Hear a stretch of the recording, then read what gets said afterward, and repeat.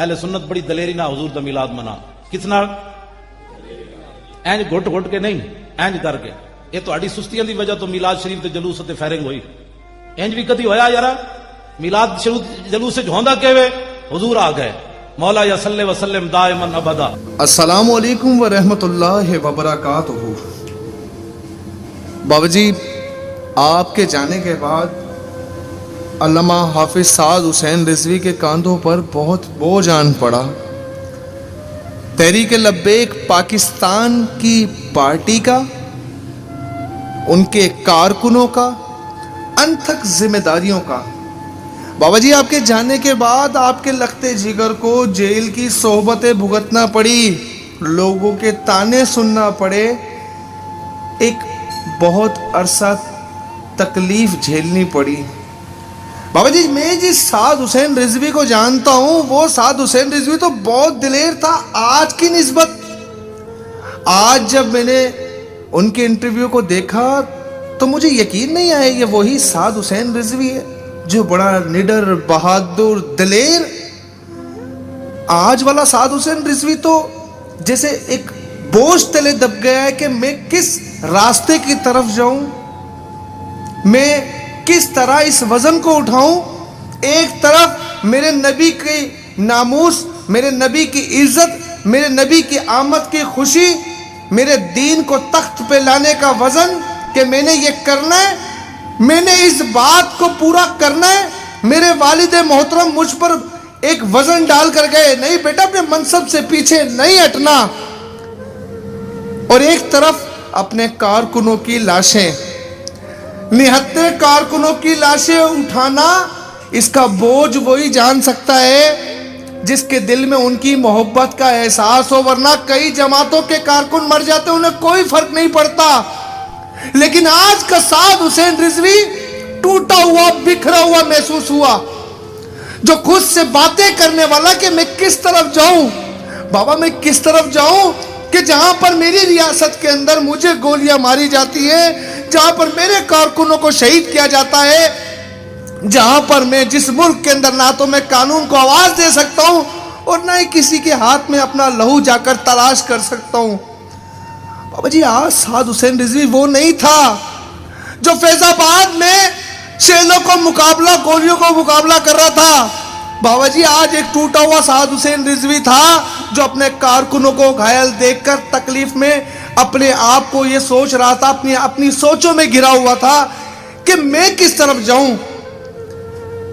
بابا جی، سعد حسین رضوی آج بڑی تکلیف میں، کیونکہ آپ کے لگتے جگر نے کبھی منصب سے پیچھے ہٹنا نہیں سیکھا. لیکن بابا جی، راستہ بھی تو نہیں نا، لڑے کس سے؟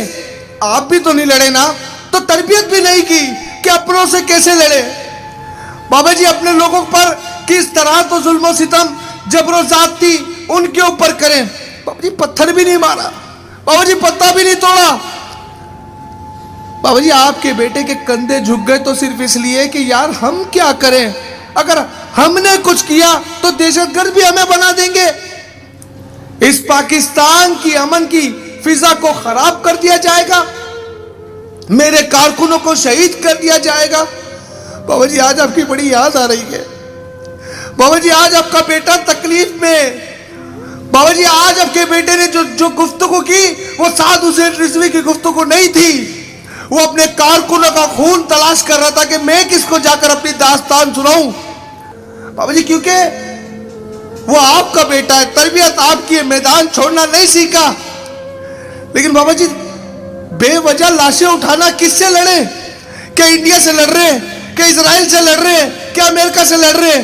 بابا جی، کچھ بھی تو کرنے نہیں گئے تھے، اپنے نبی کی جلوس کی خوشی منانے گئے تھے کہ میرا ملک، میرا وطن اپنی سرزمین کے اوپر اپنے نبی کے چراغاں نہ کرے، اپنے نبی کی خوشیاں نہ منائے. بابا سیدھی سیدھی گولیاں ماری گئی، سروں میں گولیاں ماری گئی، بابا تکلیفیں دی گئی، بابا ہاتھوں پہ خنجروں سے چھیلنے کے نشان، ان کو کاٹنے کے نشان. بابا جی، کون سی ظلم و زیادتی ہے اس پاکستان میں کہ جہاں پر اپنے اپنوں کو مار رہے ہیں صرف اقتدار کے نشے میں. بابا جی، لیکن آج سعد حسین رضوی بہت تکلیف میں تھا. मकसद सिर्फ ये था कि आज साधु से रिजवी बहुत तकलीफ में था, क्योंकि जिसका कारकुन जा रहा है, जिसको गोलियां लगी, और वो ये सोच रहा है यार मैं क्या करूं, मैं किससे लड़ूं, मैं किसको दास्तान सुनाऊं। लेकिन मैं बस इतना ही कहना चाहता हूं कारकुनों को, तुम्हारा लीडर डरपोक नहीं है, तुम्हारा लीडर भागने वाला नहीं है, वो जनाजे भी तुम्हारे उठा रहे और तुम्हारे पीछे लड़ने को भी तैयार होगा। साधु हुसैन रिजवी डरपोक नहीं है। मैंने उसका वो वक्त भी देखा फैजाबाद में जहां वो बाबा जी के साथ बड़ी दिलेरी के साथ मुकाबला करता है, लेकिन आज वो एक सिपाही सलार है, उसके कांधों पे बड़ा बोझ है। आप लोगों ने कमजोर नहीं पड़ना, हिम्मत नहीं हारनी है। वो देख रही है वो जात जो जिसके कब्जा कुदरत में हमारी जान है, उससे बेहतर बदला लेने वाला कोई नहीं है। लेकिन बाबा जी आपको याद बहुत करते, आप बहुत मजबूत थे बाबा जी, आप बहुत मजबूत थे। लेकिन एक पैगाम उनको भी देना चाहता हूं जिन लोगों ने ये सब कुछ किया। तुमने जिसको खुश करने के लिए गोलियां चलाई, हो सकता है वो तुम्हें कल जलील करे, लेकिन जिसके लिए जिन्होंने गोलियां खाई, याद रखना ये दीवाने फिर कभी पीछे नहीं हटेंगे। तुम जितने दीवानों को मिटाने की कोशिश करोगे, अल्लाह अपने नबी की इज्जत पे पहरा देने के लिए उससे ज्यादा लोग खड़े कर देगा। तुमने जिसके लिए किया, हो सकता है वो तुम्हें एक लम्हा देख ले, उसके बाद तुम्हारी शक्ल भी ना देखे, लेकिन हुजूर देख रहे अपने हर दीवाने को। लेकिन बस एक ही बात इस वक्त में कहना चाहता हूं, साधु हुसैन रिजवी की ताकत बनना, साधु हुसैन रिजवी को कमजोर नहीं होने देना। और तमाम उन लोगों को भी जो आज बड़े बड़े गद्दी नशीन बैठे, तमाशा देखो, तुम उस चिड़िया से भी कमजोर हो जो नमरूद की जलाई आग में पानी डाल रही थी। बस हर उस शख्स के लिए जो मिंबर पे बैठ के हुजूर की इज्जत की बात करता है, मिंबर पे बैठकर हुजूर की इज्जत की बात करना और है, गोलियां खाकर हुजूर की इज्जत पे दिफा करना और है। तुम उस चिड़िया से भी कमजोर हो जो नमरूद की जलाई आग में पानी का काम कर रही थी। तुम खड़े भी नहीं हो सके, तुम खड़े भी नहीं हो सके, उनका बाप चला गया, उस यतीम के सर पर खड़े भी नहीं कि हम तुम्हारे साथ हैं। खैर, अल्लाह और उसका रसूल उनके साथ जरूर है। अस्सलामु अलैकुम व रहमतुल्लाहि व बरकातुहू।